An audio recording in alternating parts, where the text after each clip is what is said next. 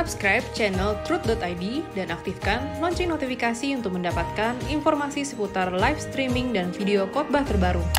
Posisi tombol subscribe berada di kanan atas channel kami dan jangan lupa nyalakan loncengnya.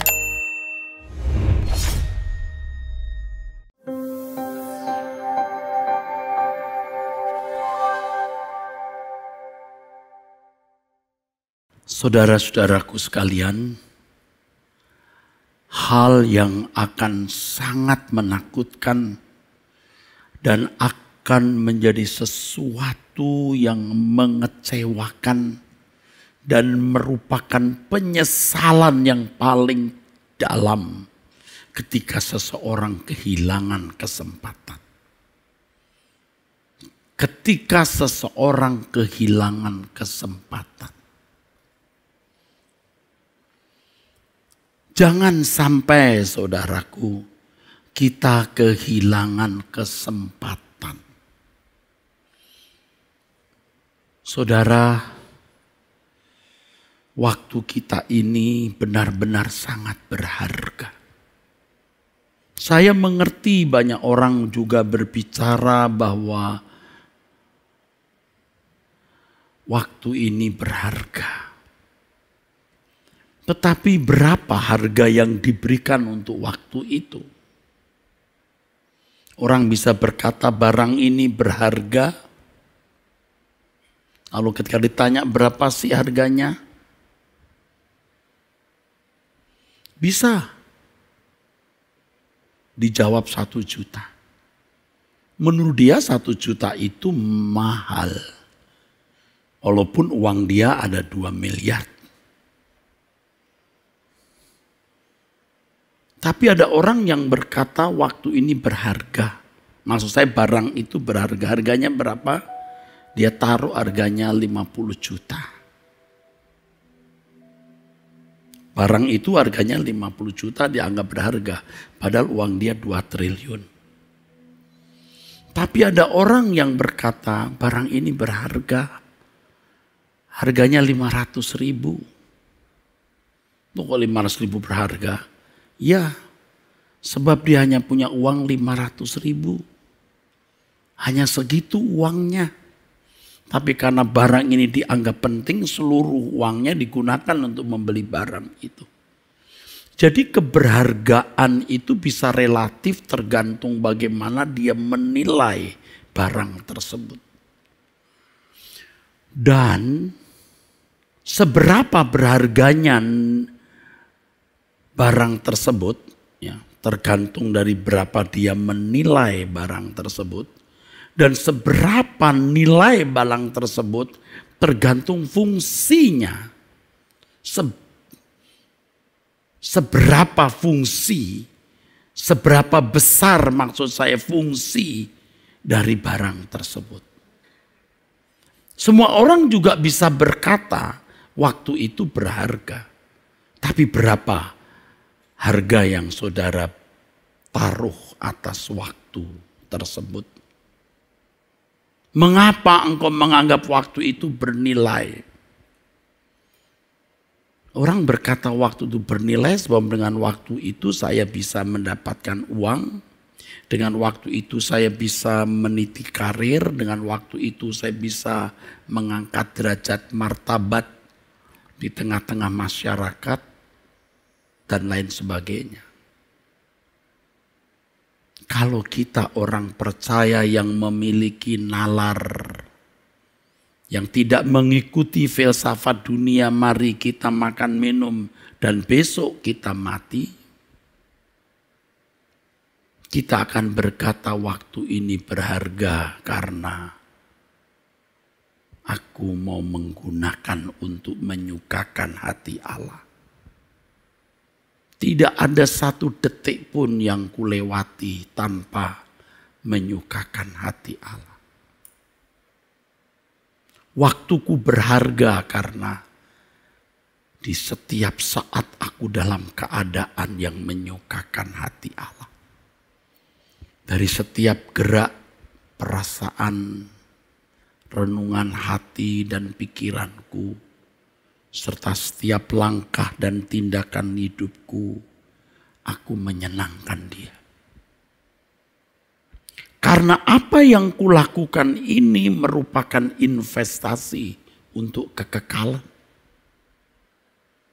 Sebab kalau hanya bisa meraih gelar, pangkat, dan kekuasaan, itu akan lenyap sebagai atau seperti uap, saudaraku. Akan lenyap seperti uap, saudaraku.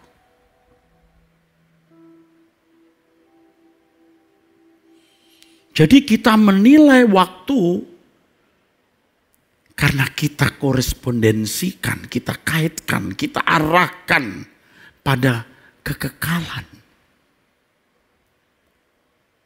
Dan ini terkait dengan perasaan Allah yang menjadi penguasa raja dari kekekalan itu.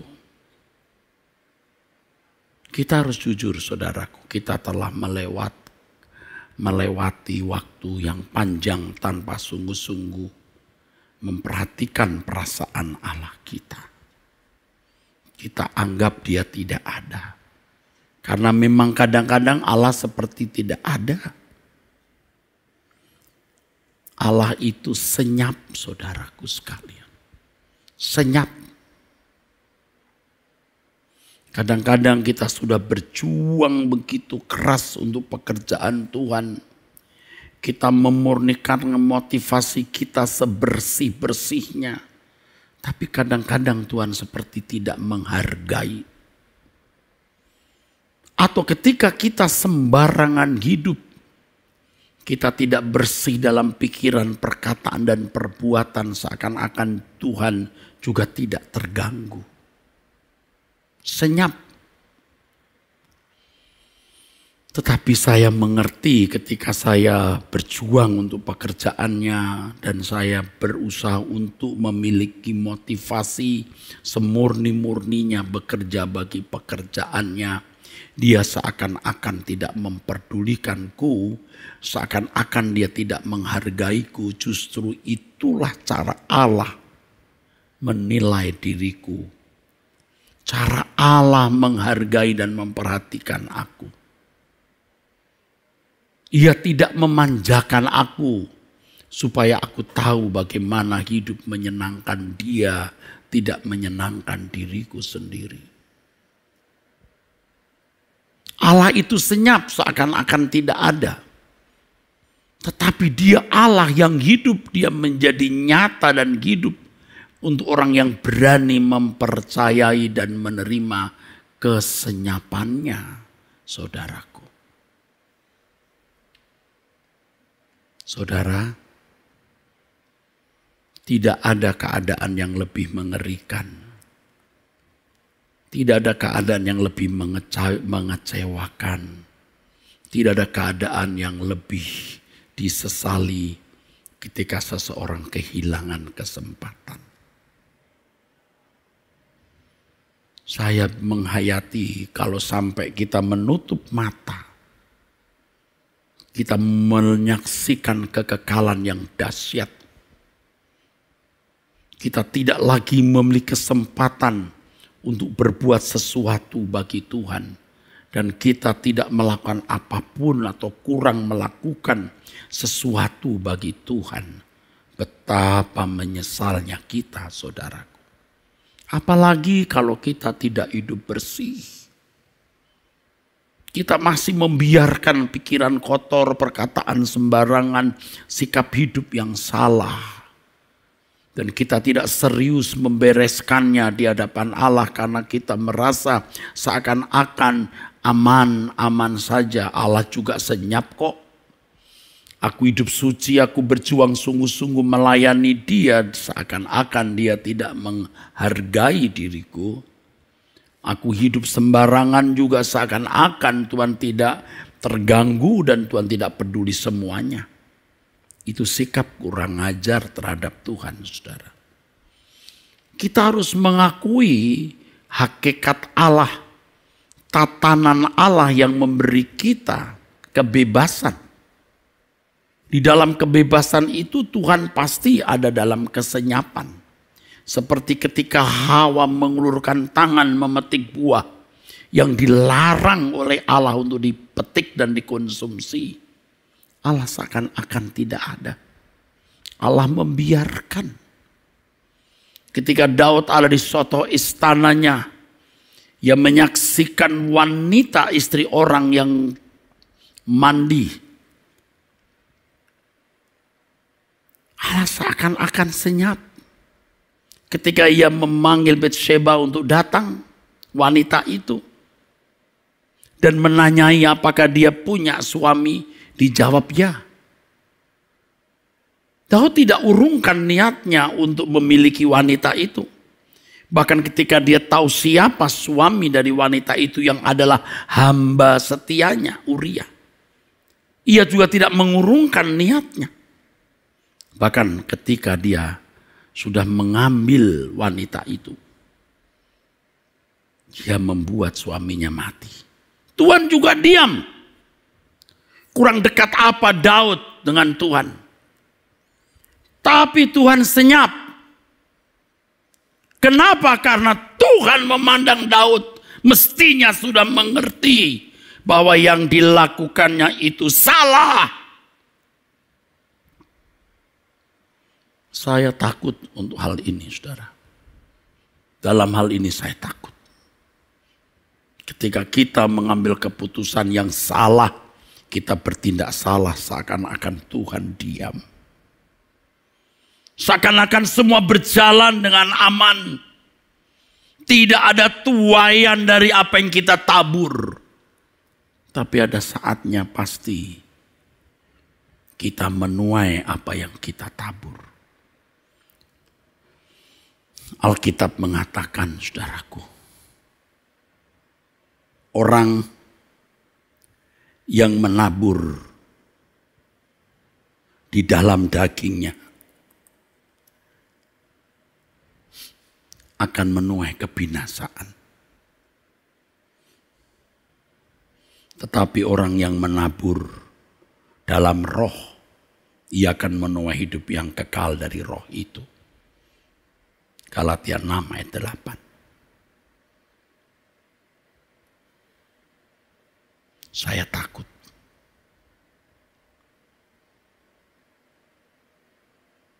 Saya bersyukur saya banyak dihajar Tuhan. Saya bisa mengerti mengapa Tuhan benar-benar sering bersikap senyap. Banyak kejadian-kejadian dalam hidup kita yang mengecewakan kita. Kejadian-kejadian yang benar-benar melukai kita. Dan Tuhan seakan-akan membuang muka terhadap kejadian-kejadian itu padahal dia sanggup untuk menghindarkannya. Padahal Tuhan yang merancang itu untuk kebaikan kita. Tapi kitanya yang tidak mau mengerti.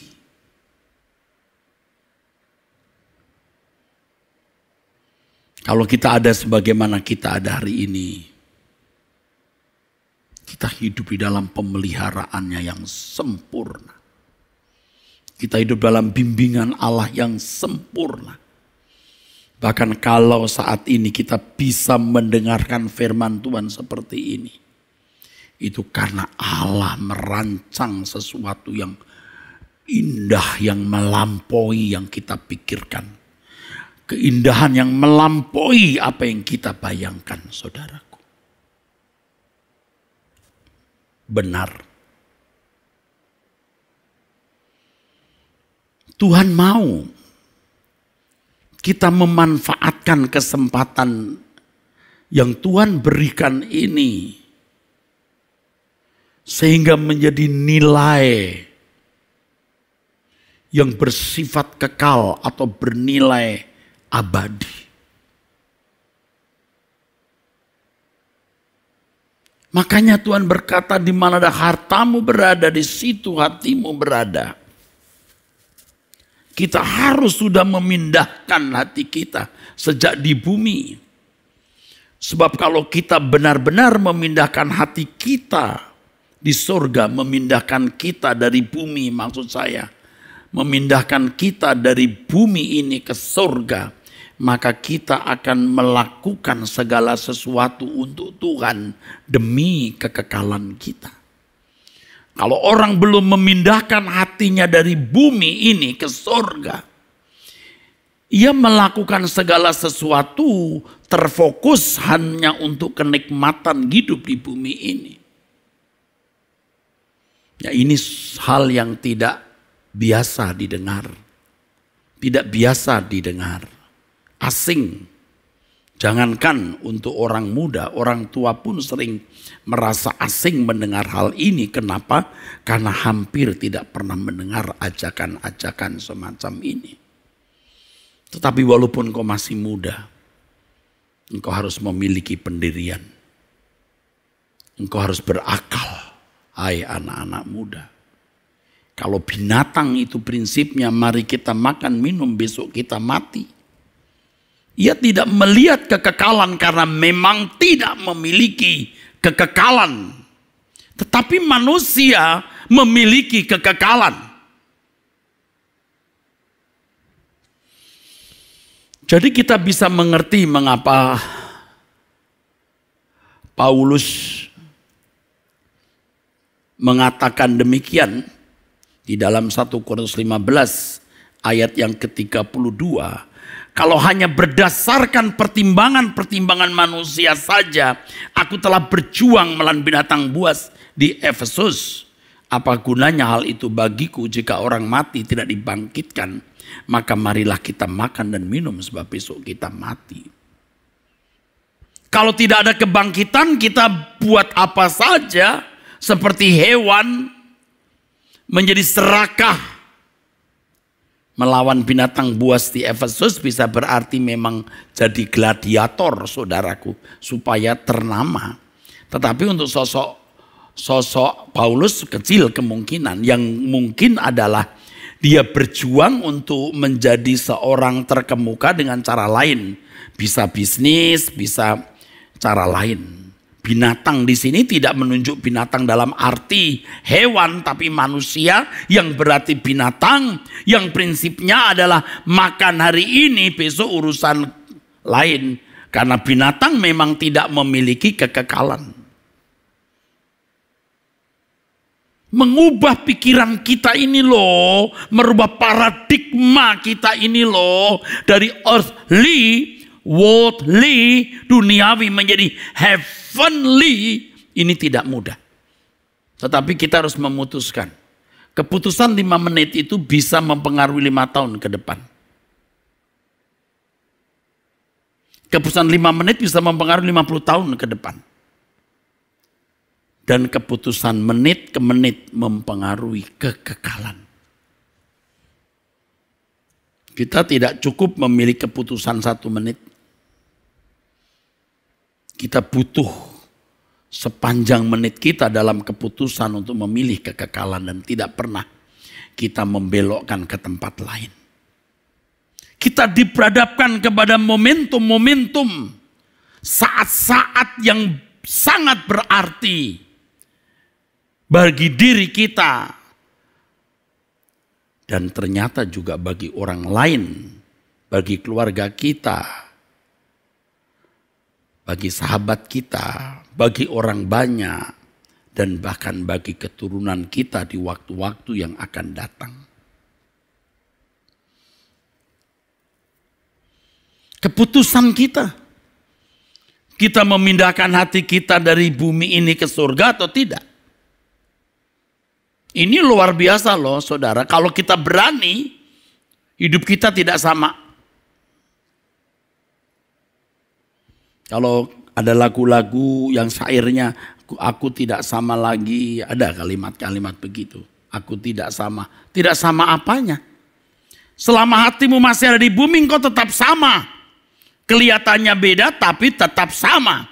Perubahan itu ketika engkau memindahkan hatimu dari dimensi kefanaan, dimensi kefanaan, dimensi temporal, dimensi hari ini ke dimensi kekekalan. Saat-saat yang penting yang Tuhan berikan itu menentukan keadaan hari esok kita di kekekalan. Dan itu mempengaruhi bukan saja kita, orang di sekitar kita. Orang di sekitar kita, keturunan kita, cucu-cucu kita. Apalagi kalau orang seperti saya yang ada di belakang mimbar seperti ini. Betapa besar peran saya membawa orang ke surga atau memarkir orang di dunia. Mengerikan, saudara. Berapa saya mau digaji untuk masuk neraka? Saya tidak mau. Biar tidak digaji tidak apa-apa, tidak dapat upah di bumi ini tidak apa-apa. Tapi saya mau masuk surga. Dan saya mau orang-orang yang mendengar kebenaran yang saya sampaikan juga masuk surga. Makanya bulan-bulan belakangan ini saya mulai aktif. Setiap kali menyerahkan hidup saya ke dalam tangan Tuhan, keluarga saya, juga orang-orang yang kukasihi, yaitu pecinta suara kebenaran. Dan itu muncul setelah saya melakukan atau mengadakan episode Anda bertanya Alkitab menjawab. Dan ada orang-orang yang memberikan kesaksian bagaimana hidup mereka diubah Tuhan. Dan saya menjadi melekat dengan orang-orang ini. Makanya saya berkata, Tuhan, aku menyerahkan hidupku, keluargaku, orang-orang yang kukasihi, pecinta suara kebenaran. Karena banyak di antara mereka mengatakan, sehat ya Pak, kami berdoa, Bapak sehat, Tuhan tetap pakai. Waduh, ini bagian hidupku. Ini bagian hidupku. Saya tidak mau, saudara, masuk neraka. Tidak mau. Aku mau masuk surga. Dan aku tidak mau masuk surga sendiri. Aku mau pergi bersama dengan orang-orang yang mencintai suara kebenaran. Jangan sampai kita kehilangan kesempatan.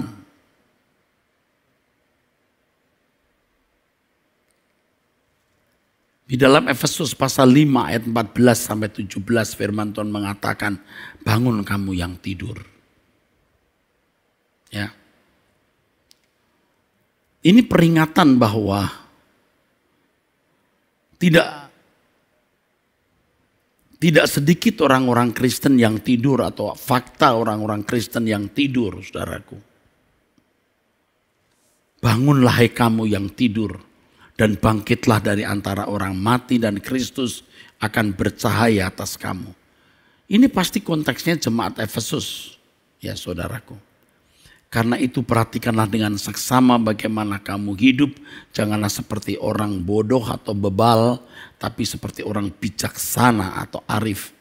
Dan pergunakanlah waktu yang ada, karena hari-hari ini adalah jahat. Jangan kamu tidur. Bangun dari tidur. Kata tidur di sini dalam teks aslinya sebenarnya to fall asleep, tertidur. Kateudo. Bukan tidur. Tertidur. Ketiduran. Maaf ya, saya ketiduran. Maksudnya tidak bermaksud tidur begitu. Tapi jatuh tidur. Falling asleep. To fall asleep, jatuh, tertidur. Mati di sini bukan berarti mati tidak bisa berbuat apa-apa sama sekali. Masih berkemampuan untuk bangkit. Jadi kalau tidak mau bangkit ya nggak bisa. Anda tahu dong, waktu orang tertidur pasti ngantuk. Dan waktu ngantuk orang berkata, yuk bangun, malas. Bisa, tapi kalau tidak mau ya bisa tetap tidur. Tertidur pasti ngantuk. tapi masih punya kemampuan bangun loh. Kalau dia tidak mau bangun, ya tidak bisa bangun. Makanya firman mengatakan bangkitlah kamu. Kalau dia tidak bisa bangkit, mari ku angkat supaya kau bangkit. Tapi karena kamu bisa bangkit sendiri, bangkit atau bangun, saudara. Kita kan sering mau malas-malasan ya. Enak ya kalau tidak bangun, masih ngantuk. Begitu kita lihat jam, waduh ada pekerjaan yang harus ku selesaikan. Itu langsung lenyap, ngantuk kita langsung bangun. Nah tinggal tekad kita. Nah sekarang firman Tuhan ini kan seperti membangkitkan saudara untuk bangun. Tapi kalau saya tidak mau bangun, masih mau mencintai dunia, masih mau menikmati nafsu dagingmu, kalau masih mau memuaskan jiwamu, ya Anda nggak bisa bangun.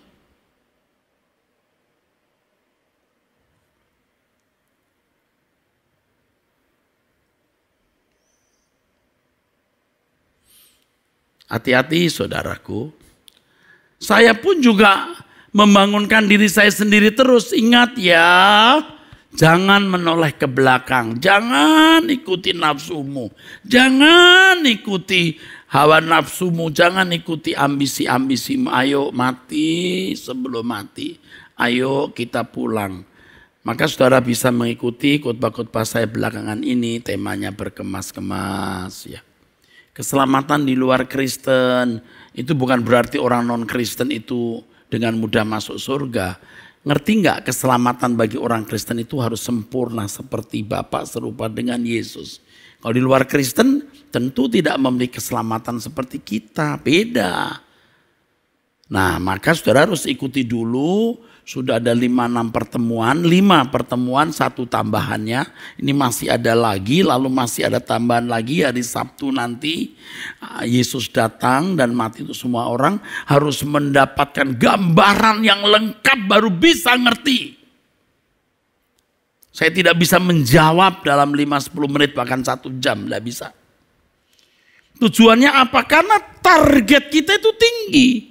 Must be perfect. Untuk bisa menyenangkan hati Allah, membuat senyum Tuhan itu harus sampai tingkat seperti Yesus. Kita tidak bisa membuat Tuhan Allah, Bapa kita senyum. Kalau kita tidak memiliki standar hidup seperti Yesus.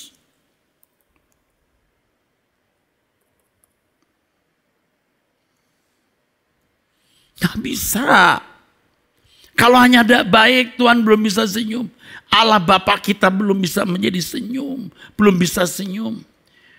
Kalau bisa membuat Tuhan senyum, waduh, Allah Bapa senyum setiap hari. Malaikat pun senang. Kita tidak menjadi warga yang asing di kerajaan Allah. Kalau kita mati pasti disebut malaikat kudus. Waktu kita masuk surga, penduduk surga akan melihat kita dan berkata, ini loh yang sering membuat Bapa di surga senyum. Mahal harganya. Mahal sekali. Harganya seluruh kehidupan kita. Di hamparan padang kehidupan, ku rajut senyummu. Perjalanan ini walau dalam bara, mengukir permata di rengkumu. Rencana jiwaku, kembangkan rindumu. Di tepi kitaku, di tepi kitaku, ku gapai madumu. Belakang langit biru, belakang langit di hamparan padang kehidupan, di hamparan padang kehidupan, kehidupan, ku rajut senyummu. Perjalanan ini walau dalam bara mengukir permata, direngkumu rencana jiwaku, tembangkan rinduku. Di tepi kitaku, ku gapai madumu, belakang langit biru. Terasa dunia ini hampa.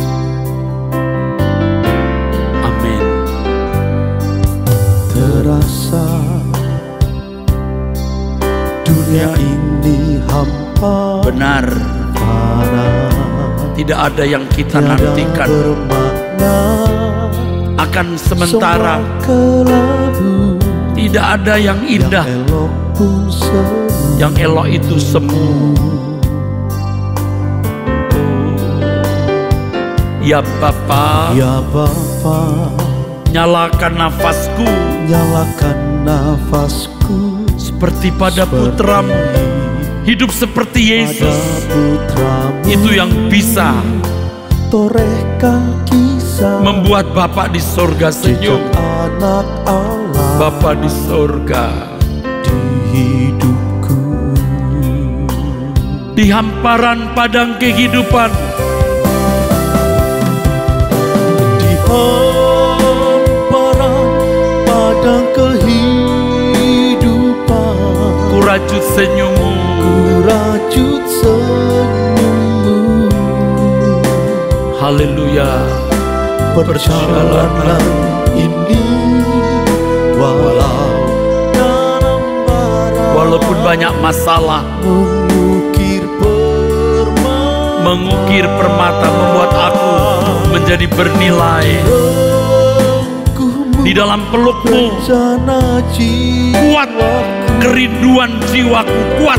tembangkan rindu Itulah yang selalu ku nyanyikan, menjadi kerinduanku.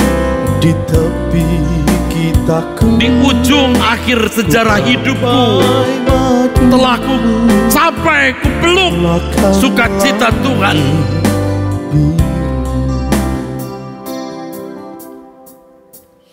Saudaraku, ini kesempatan yang berharga. Kita mau menyenangkan hati Bapa di surga dalam segala hal yang kita lakukan. Walaupun saudaraku, Tuhan itu senyap, seakan-akan tidak ada. Kita meyakini, dan memang demikian Dia hidup. Apapun masalahmu, jangan menganggap itu sebagai bencana, prahara, malapetaka dan kesialan. Itu nutrisi jiwa yang tak ternilai yang mengiring kita kepada kekekalan. Iblis dengan segala kelicikannya juga senyap, membuat banyak orang percaya jatuh tertidur, sehingga menabur dalam daging, bukan menabur di dalam roh. Hal-hal yang tidak perlu dipersoalkan, dipersoalkan. Hal-hal yang tidak perlu mengganggu perasaan kita, mengganggu perasaan kita. Mestinya tidak ada yang mengganggu perasaan kita kecuali kalau kita melukai hati Allah. Tidak ada yang kita ingini kecuali sesuatu itu adalah sesuatu yang menyenangkan hatinya. Kalau Bapak tanya kepada kita, Tuhan tanya kepada kita, apa yang kau minta daripadaku, nak? Kita minta satu hal saja. Buat aku bisa menyenangkan Engkau. Bapa, buat hidupku menyenangkan Engkau setiap saat. Buat aku bisa menyenangkan Engkau setiap saat.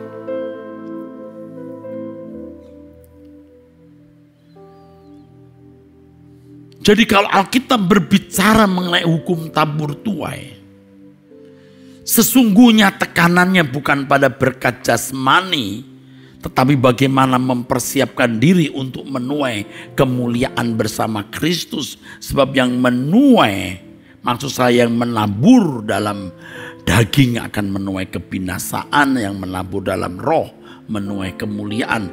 Menabur dalam roh artinya hidup di dalam penurutan terhadap kehendak Allah, terhadap keinginan Roh Kudus yang selalu sesuai dengan pikiran perasaan Allah.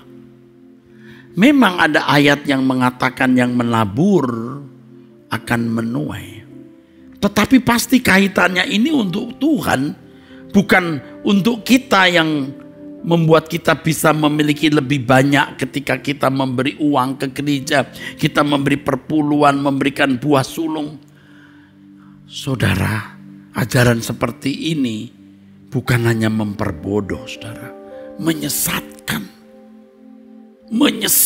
pikiran sehingga orang tidak tertuju kepada kerajaan Allah. Sebab kalau kita memberikan sesuatu untuk pekerjaan Tuhan, kita tidak memberi, kita hanya mengembalikan. Apalagi kalau menggunakan kata sumbangan. Aduh, itu jahat, itu penghinaan, saudaraku. Untuk pekerjaannya, kok Tuhan minta sumbangan? Maka saya katakan berkali-kali di mimbar pada waktu sebelum COVID ketika jemaat hadir. Awas kamu, kalau kamu memberi persembahan karena kasihan lihat gereja. Kasihan. Apa itu kasihan? Saya nyumbang Pak. Nggak usah nyumbang. Kalau hidupmu masih bengkok, hatimu masih bengkok, uangmu menjadi haram.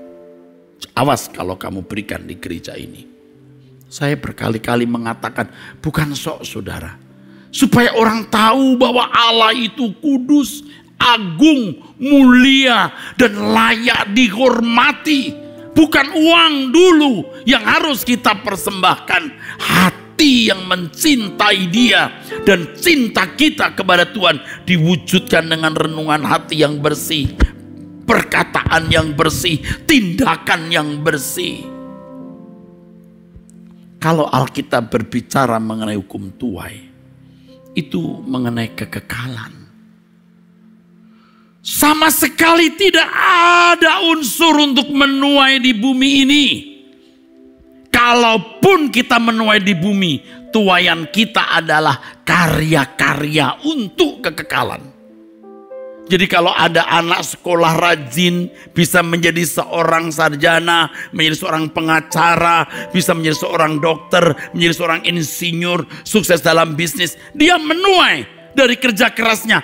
Tetapi tuaian ini pun untuk kekekalan. Bukan berhenti di tuaian waktu itu. Jangan salah mengerti.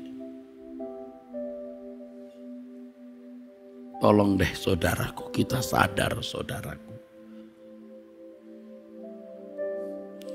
Kalau dalam 1 Korintus 9 Paulus menyinggung mengenai tabur tuai, hal itu berkenaan dengan pelayanan kepada orang kudus atau dukungan terhadap pekerjaan Tuhan. Barang siapa tekun mendukung pekerjaan Tuhan akan dibuat Tuhan semakin efektif dalam pelayanan pekerjaan Tuhan.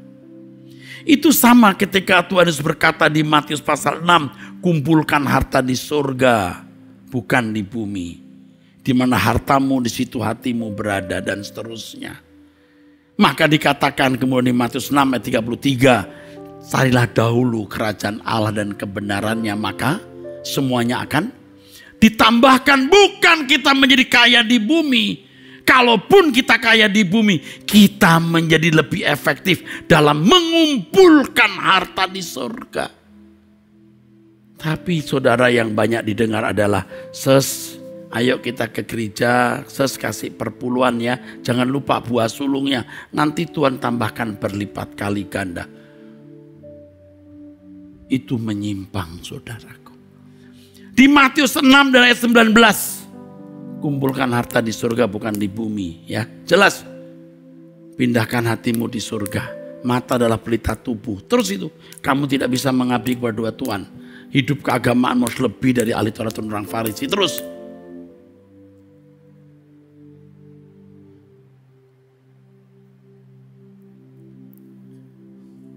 Di Matius 6 khususnya ya. Dari Matius pasal 6:24. Kamu tidak bisa mengabdi kepada dua Tuhan. Lalu jangan khawatir. Terus tuh. Lalu cari dulu kerajaan Allah. Itu berangkat dari jangan kumpulkan harta di bumi. Jadi kalau kamu mendahulukan kerajaan Allah. Bukan supaya kamu dapat lebih banyak di bumi ini. Tetapi supaya kamu lebih efektif dalam mengumpulkan harta di surga.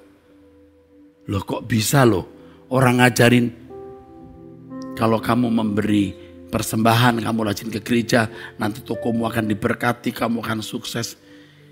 Tuhan ingin kita sukses tapi bukan untuk kita nikmati di bumi, tapi supaya kita bisa lebih efektif mengumpulkan harta di surga. Kesempatan demi kesempatan Tuhan berikan itu untuk meraih berkat kekalnya. Berkat kekalnya. Kalau seseorang mau memperoleh kesempatan seperti ini, Tuhan memberi tak terbatas. Limpah. Tergantung apakah kita memanfaatkannya. Atau kemudian kita menjadi bebal dan tidak pernah mengerti kesempatan yang Tuhan telah berikan itu, saudaraku.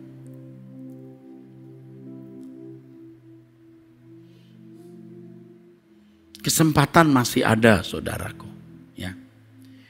Bapak, Ibu, ya, saudara-saudara, jangan curiga. Saya tidak memiliki maksud apa-apa. Saya cuma mau mengajak Anda pulang ke surga bersama. Benar, sungguh. Ikuti terus khotbah saya, saudara akan bisa memahami apa sih niatan saya memberikan khotbah, seminar, Ekumene Bible Course. Anda bertanyakan, Alkitab menjawab, apa sih maksudnya? Saudara bisa mengerti, saudaraku sekalian. Maksud semua itu hanya supaya saudara-saudara sekalian bisa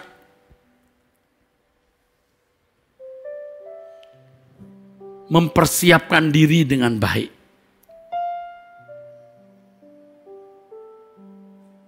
Jangan sampai saudara terbujur kaku. Baru saudara sadar saudara melakukan kesalahan.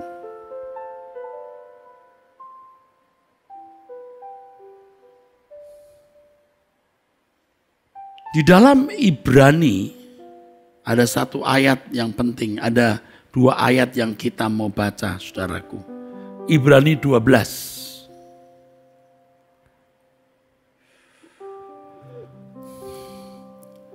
Janganlah ada orang, ayat 16. Janganlah ada orang yang cabul atau yang mempunyai nafsu yang rendah. Seperti Esau yang menjual hak kesulungannya untuk sepiring makanan.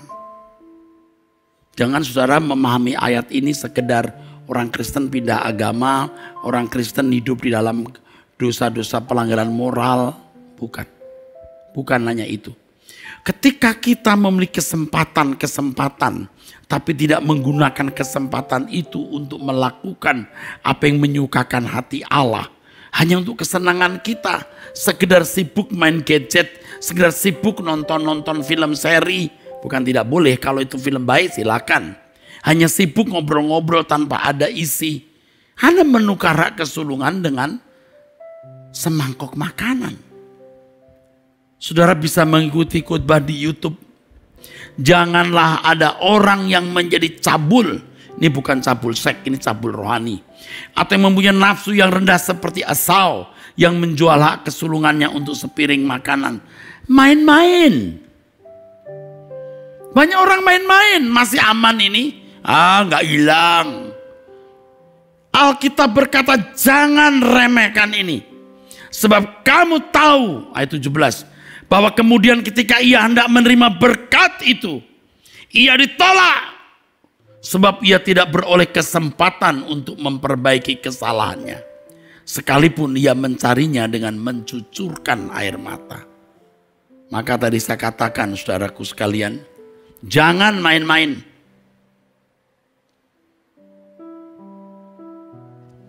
Ada satu fragmen drama yang berjudul Cry from Hell. Itu Natal 2 tahun yang lalu buat ministeri yang saya sendiri belum pernah menyaksikan ulang secara lengkap atau secara utuh. Ada lagu-lagu Cry from Hell yang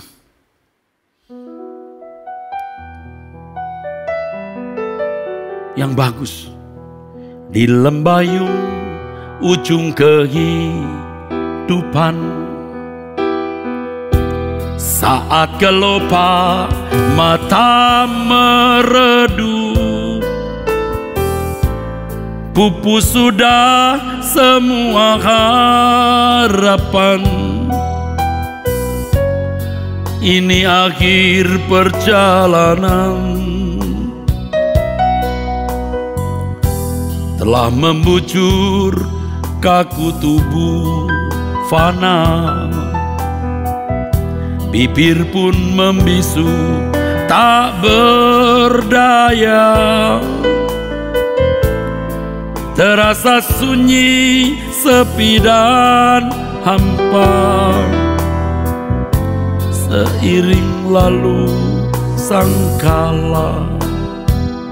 Ingat waktu masih ada kesempatan. Kau kejam menolak kebenaran. Dalam bingkai-bingkai kesenangan, kau nistai kekudusan Tuhan. Kini sudah terlambat semua. Tiada lagi sebutir pun asa. Kekekalan yang dahsyat menanti. Kengerian tak terperi. Ingat waktu masih ada kesempatan. Kau kejam menolak kebenaran. Dalam bingkai-bingkai kesenangan, kau nistai kekudusan Tuhan. Kini sudah terlambat semua. Tiada lagi sebutir pun asa. Kekekalan yang dahsyat menanti. Kengerian tak terperi. Kengerian tak terperi artinya ngeri sekali saudaraku sekalian. Jadi mumpung masih ada kesempatan, ayo kita berubah. Ayo saudaraku, ayo kita berubah ya. Masih ada kesempatan kita berubah, saudara. Jangan tidak takut akan Allah. Kita harus takut. Makanya pada waktu saudara berdoa ya, berdoa atau meditasi, bayangkan Anda sudah ada di hadapan Allah waktu itu. Coba kalau kita masih menyimpan sedikit saja dosa, kita tidak akan berani ada di hadapan Allah. Sedikit saja, kita tidak akan berani. Yang kedua, kalau masih ada tugas yang Tuhan berikan dan tidak kita tunaikan, wah itu mengerikan, saudara. Mengerikan. Jadi kita sekarang mesti melihat diri kita masih ada dosa. Kejahatankah yang kita lakukan? Kalau ada, kita minta ampun, kita beres-beres. Ampuni aku. Lalu belajar untuk hidup suci, hidup tidak bercacat, tidak bercela. Ayo. Lalu kita tanya Tuhan, apakah ada bagian dalam hidupku yang belum kuselesaikan?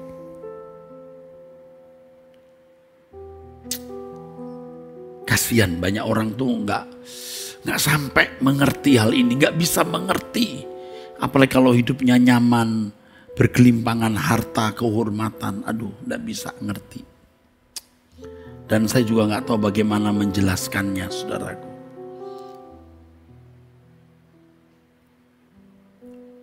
Saya juga susah kalau nama baik saya dirusak. Aduh, saudara, difitnah dengan beberapa fitnah. Buat saya nggak masalah, tapi kebenaran seperti ini jadi tidak didengar. Sayang sekali. Ya tapi harus kita jalani, saudara. Ayo kita bertanya, untuk apa kita hidup di bumi ini yang hanya sekejap seperti uat bunga rumput pagi? Untuk apa? Kalau bukan hanya untuk menyenangkan hati Bapa di surga. Ingat, senyap. Ingat kata ini, senyap. Waktu kita sungguh-sungguh, Tuhan seperti tidak senyum. Waktu kita jahat, seakan-akan dia juga tidak terganggu. Senyap, tapi kita percaya ketika kita memiliki hati yang bersih, hati yang tulus, kita bisa membuat senyum Tuhan. Kita harus mengupdate penyerahan kita kepada Tuhan. Mengupdate, memperbaharui tekad kita kepada Tuhan. Kita terus mau mengupdate. Kalau salah kita minta ampun. Kita mau dibaharui oleh Tuhan.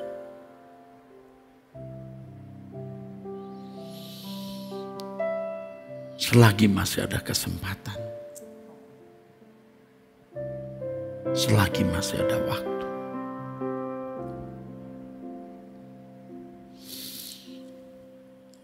Saya gemetar, saudara. Ya, saya gemetar. Tuhan itu dahsyat.